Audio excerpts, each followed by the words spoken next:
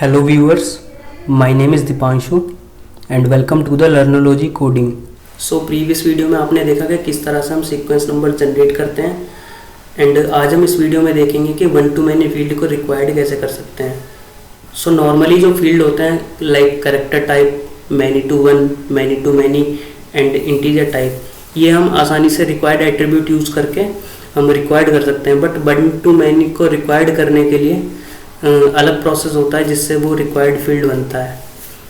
अभी हमारा जो वन टू मैनी फील्ड है वो नॉर्मल फील्ड है कि अगर हम इसमें वैल्यू फिल नहीं करते हैं तो भी हमारा रिकॉर्ड सेव होता है। सपोज़ यहाँ पर हम कुछ भी वैल्यू फिल करके यहाँ पर हम सेव करेंगे तो वो हमारा रिकॉर्ड सेव हो जाएगा। एंड अगर हम चाहते हैं कि ये रिक्वायर्ड बन जाए तो वो कैसे होगा। अगर हम यहाँ पर सिर्फ वन टू मैनी फील्ड के अंदर रिक्वायर्ड लगाएंगे तो वो काम नहीं करेगा। मैं आपको लगा के दिखाता हूँ। अभी यहाँ पर ये रिक्वायर्ड अब भी नहीं काम करेगा।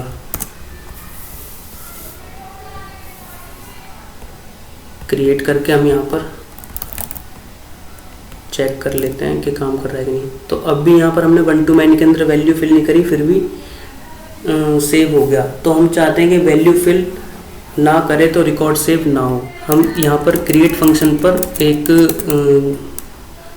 फंक्शनैलिटी ऐड करते हैं कि अगर इस फील्ड के अंदर वैल्यू ना हो तो हमें वार्निंग रेज करें। हम यहाँ पर कर लेते हैं if Wales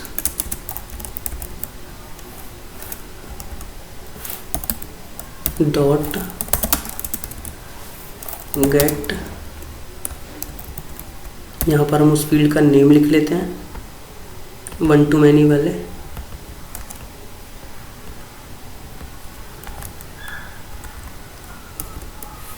if not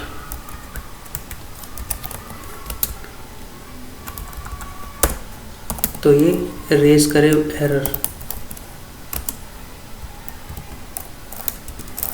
raise validation error.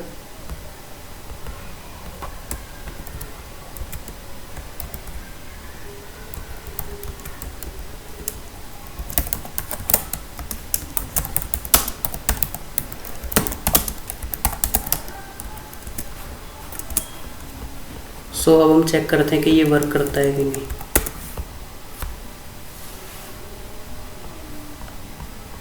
अब हम रिकॉर्ड क्रिएट करते हैं एंड रिकॉर्ड को सेव करते हैं। अभी हमने वैल्यू फिल नहीं करी है। रिकॉर्ड सेव करने पे यहाँ पर इन्होंने वार्निंग दे दी। अब हम यहाँ पर अगर यहाँ पर कुछ भी टाइप करते हैं तो अभी रिकॉर्ड सेव हो जाएगा। बट अगर हम क्रिएट करते हैं रिकॉर्ड और वहाँ पर फोकस में लाते हैं सिर्फ इनपुट को, तो उस केस में भी ये सेव होगा। सपोज़ अभी हमने यहाँ पर सिर्फ फोकस करा इनपुट पे पर वैल्यू नहीं फिल करी, तो अब भी यहाँ पर रिकॉर्ड सेव होगा। इस केस में भी हमारा कम्प्लीटली रिक्वायर्ड नहीं हुआ। इस केस में हम क्या करेंगे कि हमारा वार्निंग तो शो करा देगा पर पूरी तरह से हमें रिक्वायर्ड नहीं बनाएगा। तो इस केस में हम क्या करेंगे, जो वन टू मैनी का जो फील्ड है हम किसी भी एक फील्ड को रिक्वायर्ड कर देते हैं। हम यहाँ पर जो वन टू मैनी का एक फील्ड मींस नेम को हम रिक्वायर्ड कर देंगे।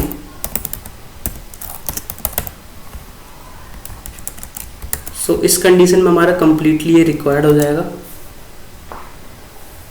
अगर कोई फिल नहीं करता है तो ये यहाँ पर रिकॉर्ड सेव नहीं होगा। मीन्स अगर हम यहाँ पर हम रिकॉर्ड अब सेव करें तो अभी इसने वार्निंग दे दी। हमने यहाँ पर टैब करा एंड सेव करा तो भी वार्निंग दे दी इस केस में। अब यहाँ पर वैल्यू फिल करना मैंडेटरी हो जाएगा। तो अब हम यहाँ पर रिकॉर्ड जब फिल करेंगे तभी ये सेव हो पाएगा, उससे पहले ये सेव नहीं होगा। तो इस तरीके से हम वन टू मैनी को रिक्वायर्ड कर सकते हैं। ये सिर्फ क्रिएट के टाइम पे काम करेगा जो हमने अभी करा था। बट हम एडिट के टाइम पे अगर इसको हटा दें एंड अब यहाँ पर सिर्फ इनपुट को फोकस में लाते हैं, अब सेव करेंगे तो हो जाएगा। सो हमें इस कंडीशन में भी हमें चेंज करना पड़ेगा कि अगर कोई अपडेट करता है, अपडेट करने के बाद उसे हटा देता है, तो उस केस में भी ये कंडीशन वर्क करनी चाहिए। तो हम यहाँ पर राइट के अंदर भी सेम यही कर देंगे। अपडेट करते टाइम भी अगर हमें ये फंक्शनैलिटी ऐड करनी है तो हम इसको सेम कॉपी करके वहाँ पेस्ट कर देते हैं जहाँ अपने राइट मेथड को सुपर कॉल कराया था। तो अब जब हम रिकॉर्ड को अपडेट करेंगे तब भी ये चीज़ वर्क करेगी जो क्रिएट के टाइम पर कर रही थी। मीन्स क्रिएट के टाइम पर 1 to many अगर हम फिल नहीं कर रहे थे तो रिकॉर्ड सेव नहीं हो रहा था, बट जब हम अपग्रेड कर रहे थे तब हो रहा था। तो अगर हमें उससे भी बचना है तो हम राइट मेथड के अंदर भी ये फंक्शनैलिटी ऐड कर देंगे। और अब अगर हम रिफ्रेश करके चेक करेंगे तो हमारा ये भी फंक्शन वर्क करेगा। सपोज हम यहाँ एडिट करके यहाँ कुछ भी यहाँ पर अपडेट करते हैं एंड यहाँ सेव करते हैं तो यहाँ पर हमें अब भी वार्निंग मिल जाएगी। तो हमें इस केस में भी वैल्यू फिल करना मैंडेटरी हो जाएगा। एंड अगर हम यहाँ पर इनपुट करके फोकस करते हैं तब सेव करते हैं तब भी ये वार्निंग दे देगा। सो हमें ये वैल्यू फिल करना मैंडेटरी हो जाएगा। तो इस तरीके से 1 to many फील्ड को हम रिक्वायर्ड करते हैं। सो इस टॉपिक के रिगार्डिंग अगर आपका कोई भी डाउट हो, कोई भी क्वेश्चन हो, आप मुझे कमेंट बॉक्स में टाइप करके बता सकते हैं। And thanks for watching this video.